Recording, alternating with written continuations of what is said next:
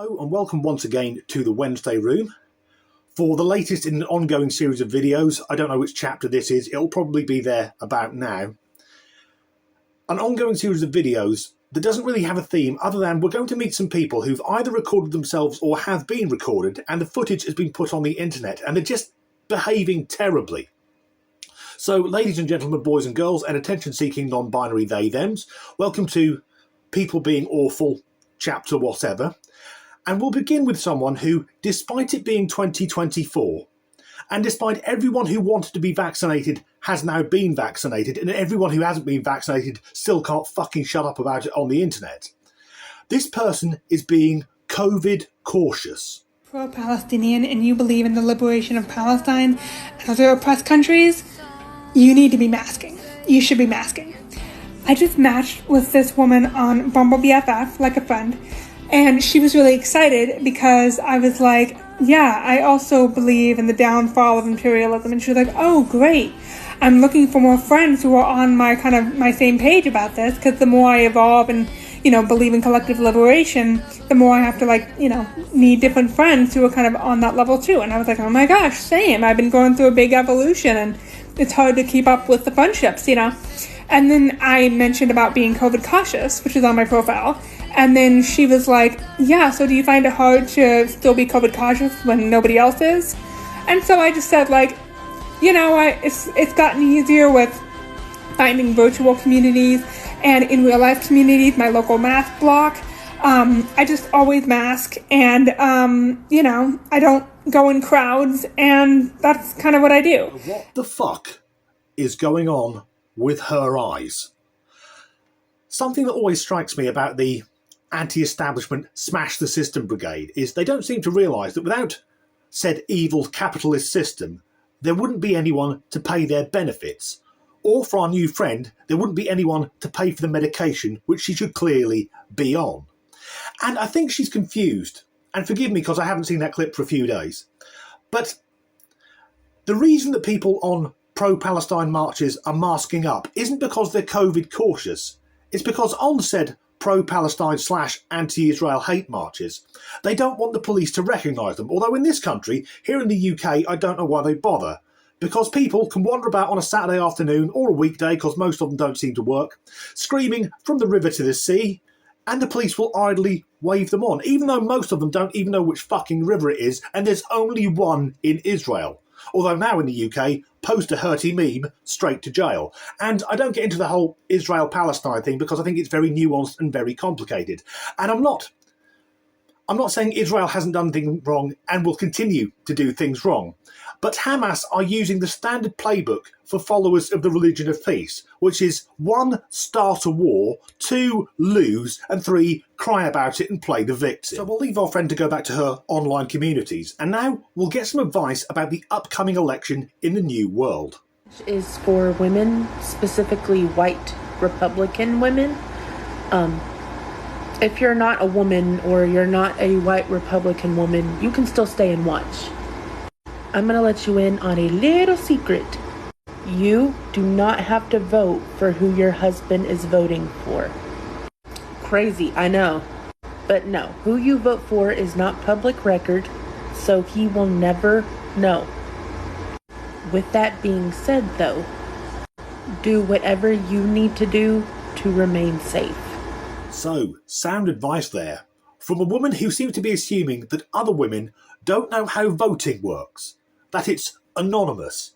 Now, personally, I prefer conservative women, and that's conservative with a small c, because there's less chance that they'll have a penis. However, do any of us believe that the woman we've just seen, our new rotund friend, do we think she actually has a husband? Because I don't see it.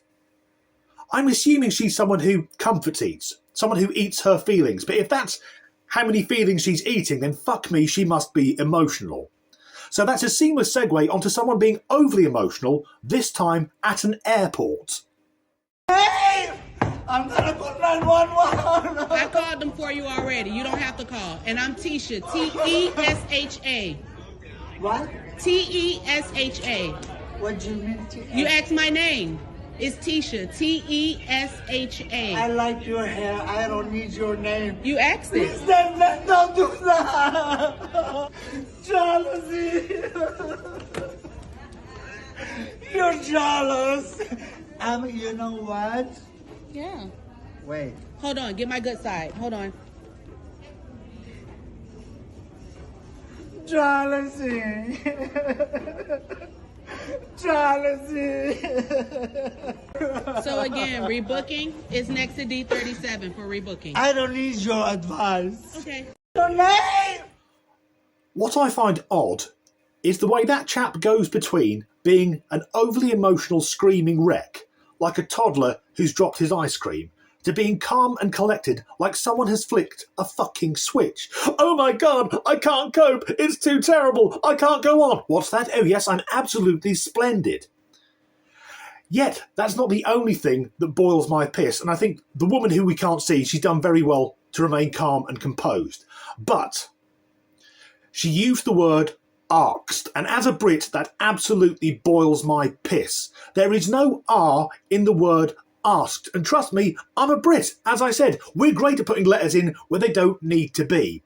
However, there's another clip coming up of someone being even worse at another airport.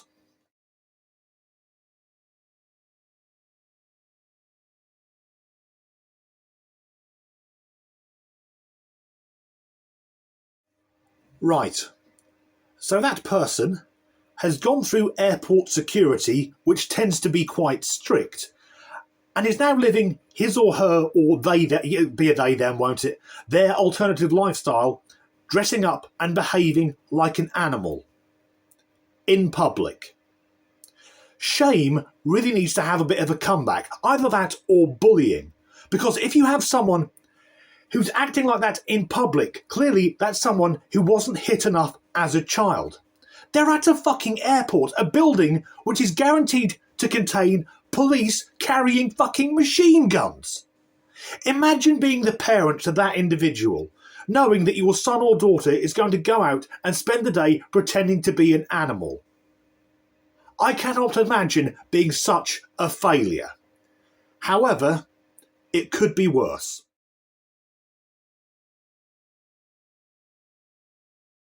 So I'll just read out that statement.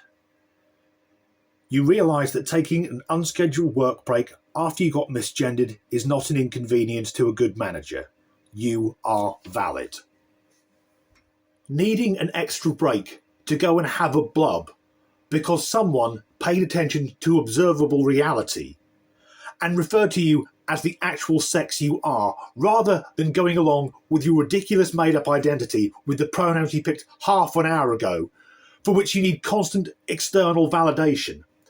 That doesn't make you a good person. In fact, I would question, how the fuck has that person even got a job? Because only a really shit manager would employ one of those things, unless, of course, it's part of a company quota. Oh yes, we have to have one of them because the workplace has to look like a fucking Netflix series. And can you imagine how that insert pronouns here individual is going to cope when they actually have to go out and deal with the real world? When they step outside their circle of friends and TikTok, both of which go along with their delusions, and come into contact with real people. Because, for the most part, if anyone started a conversation with me, hello, my pronouns are, I just tell them to sod off. That's the end of this video. If you enjoyed it, please do like and subscribe if you haven't already, and as ever, thanks for watching.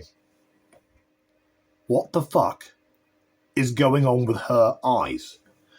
And something that always strikes me about the smash the system, anti-capitalist, fucking wank that up already. We'll get some political advice from... Oh, fuck it.